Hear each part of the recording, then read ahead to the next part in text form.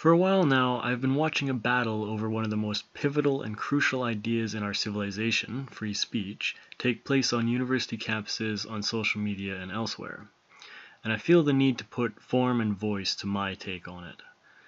A recent example that has compelled me to make this video is a sentiment expressed by Professor Ronaldo Walcott on a panel discussion on TV Ontario's The Agenda with Steve Paikin. I think we're sidestepping the issue.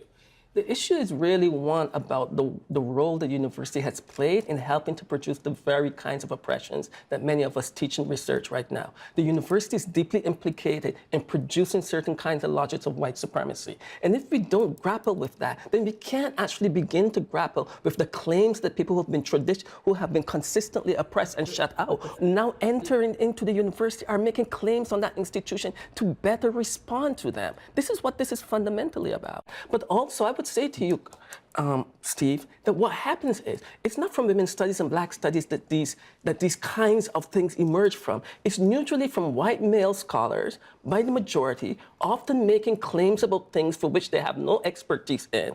And then we find the entire institution coming into place to support their right to speech. It's fundamentally a problem. Let's take your argument seriously and engage and say, if there are scholars in the university who have no expertise, as you claim, who are speaking and writing about things which they are not really qualified to speak about, it's precisely when there's free debate and academic freedom that kind of shoddy work is exposed. And that's where I want to agree with what it is. The marketplace of free ideas has not consistently worked for non-white people. We should be honest about that. Well, I think we're again, there's a confusion here.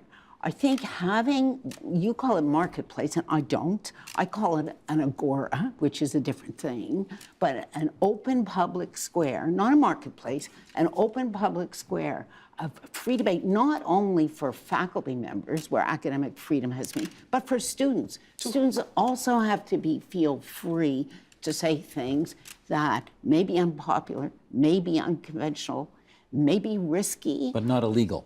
No, of course not illegal, right? 200 years ago, we had marketplaces and agoras where people debated other people's humanity as well. Right now, what we do is in classrooms, we have people debating whether or not trans identities are viable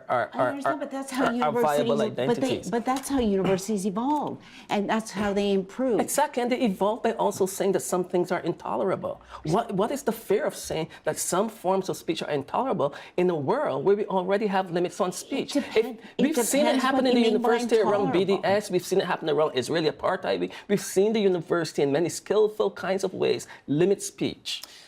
There's a section of John Stuart Mill's On Liberty which I think really applies in this situation. Mill writes, "There is the greatest difference between presuming an opinion to be true because with every opportunity for contesting it, it hasn't been refuted, and assuming its truth as a basis for not permitting its refutation. Complete liberty of contradicting and disproving our opinion is the very condition that justifies us in assuming its truth for purposes of action. And on no other terms can a human being have any rational assurance of being right."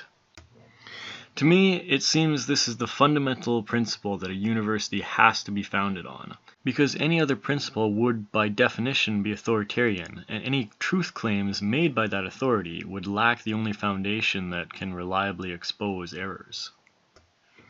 And I think the thing that has really fueled my ire is the fact that what professors like Walcott are suggesting is an erosion of the liberty of contradiction as laid out by John Stuart Mill. Walcott categorizes the debate over a legal bill, Bill C-16 in Canada, which was passed last year and added gender expression and identity to the Canadian Human Rights Act. He categorizes criticism of this bill as speech worthy of being deemed intolerable. How can any democracy claim credibility if it passes laws which are exempt from criticism? Let me It must be clear that it's morally and ethically bankrupt, to put this in as harsh terms as I can, to debate other people's humanity. If we can't begin there, then there's something fundamentally wrong with the university as an institution. Walcott's assertion here is completely flawed, because hypothetically, if the case is that a group of people is being treated as if they have no humanity, which has often been the case throughout human history, then debating that group's humanity is exactly what is needed most. And more specifically to this case, the modern day debate is centered on how far the state can infringe upon or compel individual speech to protect certain people's identities. And that's without going into the practical problems of legislating such things and whether such legislation actually protects the people it seeks to.